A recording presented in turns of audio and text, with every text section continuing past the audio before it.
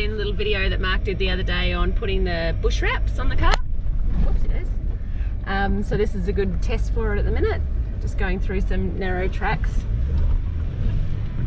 We've noticed so far that the mud doesn't stick to it so well. So the parts of the car where it's not wrapped, the mud's really caked on and looks like it'll be a bit harder to get off, a bit more elbow grease, but the parts that have actually got the wrap on it, it just kind of slides off and should make for a pretty easy clean. So until we get the car cleaned up and looking all right, it'll be hard to tell how they've gone, but at the moment it looks like they're certainly doing their job.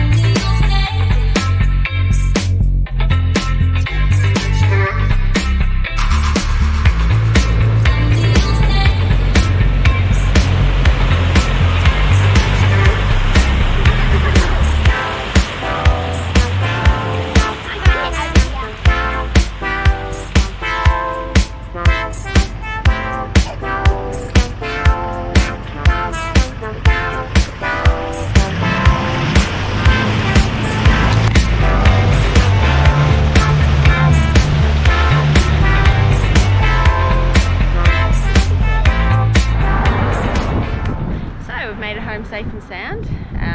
Everything held up in the end, luckily enough. We made it back. So these bush wraps seem to have done pretty well with the car. You can see on the edges here where there isn't any wrap, the mud has stuck to it quite solidly here, but everything from this part of the car downwards has all got the wrap.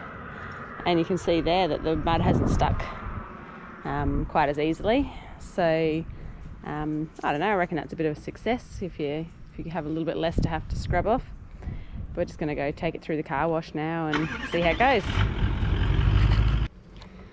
Alright, so there's a couple little spots down here. It's sort of got a bit of stuff underneath it, but I think that's more just from not being stuck down properly. And a lot of this sort of guard area gets a lot of hits when we're doing these bog holes and everything like that, so can't really say whether it's the applicator's fault, i.e. this guy, or whether it's the product, but everything else is just really good. There's no scratches on this at all, and like I've cleaned this mirror off, but that was just absolutely nailed. And you can see, I don't know if you can see the definitely marks all along the side here, up on these trims that don't get any protection. Shows you a lot. So yeah, no, really happy with the way it turned out. So good work, bush wraps.